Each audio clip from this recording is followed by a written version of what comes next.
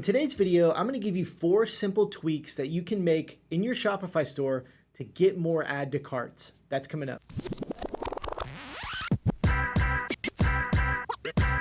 What's up everybody and welcome back to the channel. If you're new here, welcome. We're glad you're here. My name's Carrie. I'm the founder of Shirt School and I created this channel to bring you the best strategies, secrets, and hacks to grow your e-commerce, apparel, or print-on-demand store. In today's video, I'm gonna give you a simple 4-part framework to drastically improve the conversion rate on your product pages in your Shopify store and ultimately get more add to carts that will lead to more sales in your business. Before we go any further, I want you to stay till the end of this video because I have a really cool brand new opportunity for you to take advantage of, and I want to tell you about it at the end of this video. So make sure you stay till the end because you won't want to miss that. So first, let's talk about why we're talking about add to carts. Why do we want to get more add to carts? Well, add to carts are a big part of the customer journey as they go from cold to warm to a hot buyer.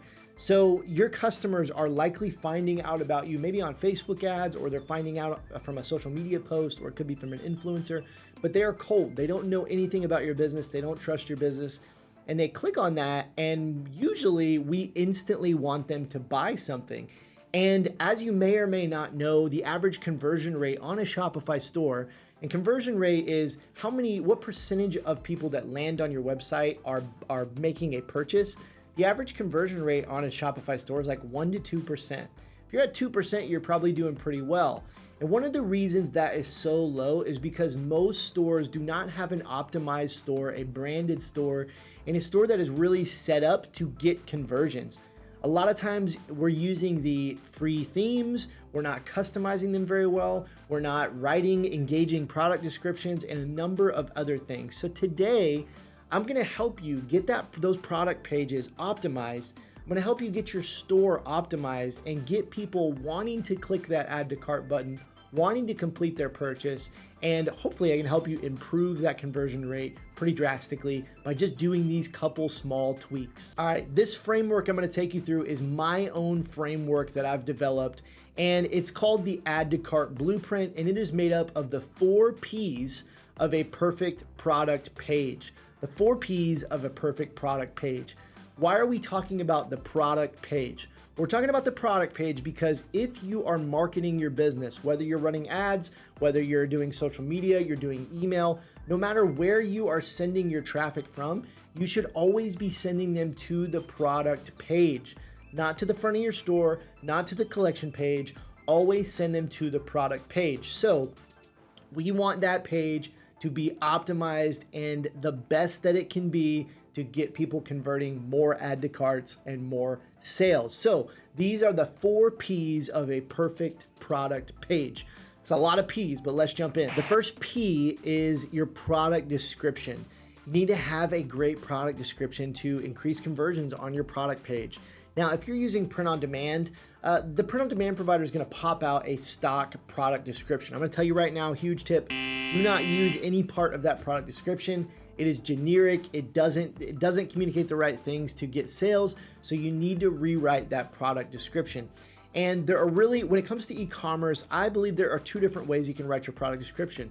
First, if you're not doing apparel, not doing t-shirts, you're maybe drop shipping, or you're selling your own product, I want you to speak to the problem that your product is solving in that product description. Talk about the result and how your product is going to help your customer and how it's going to improve their life. It's going to save them time or save them money or bring them more pleasure in their life. You want to speak about that in the product description.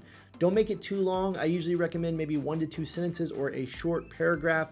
Now, if you are doing t-shirts, apparel, print on demand, a lot of times you're not really solving a problem with your product. So you want to speak about the emotion that your potential customer will feel in relation to that design. Why is that design important to them?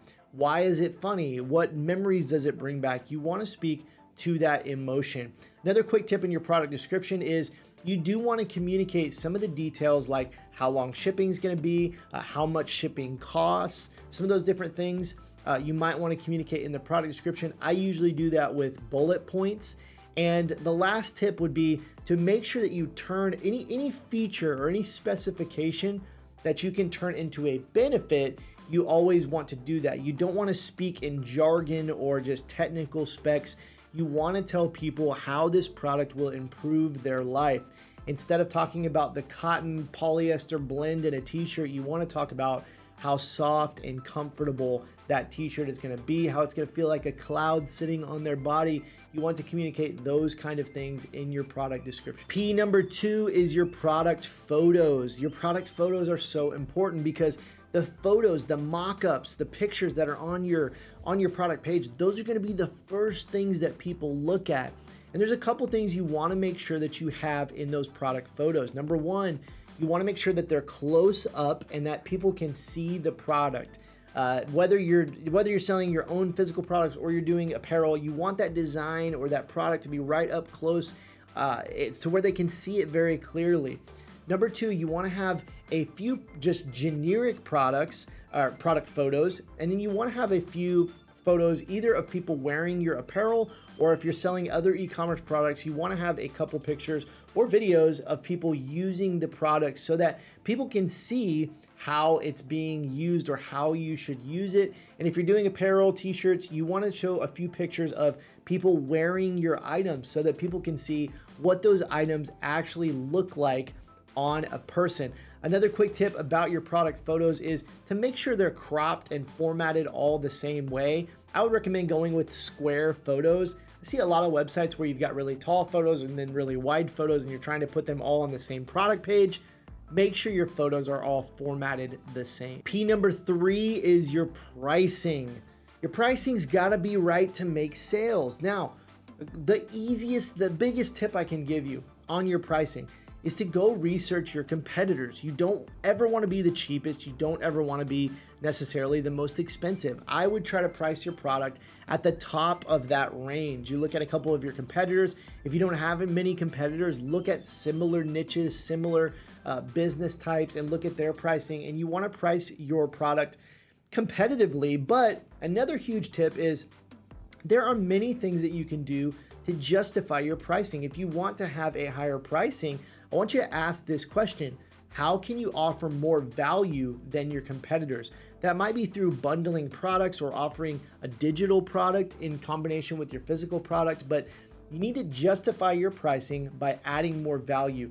You always want to give more value than you are charging in price. You want your customer to say, wow, I got way more than I paid for. So I recommend researching your competitors, pricing your product competitively, but probably towards the top range of your competitors, and then figuring out how you can add more value to justify your pricing and outdo your competitor. The last P, and maybe the most important one, is proof. Social proof.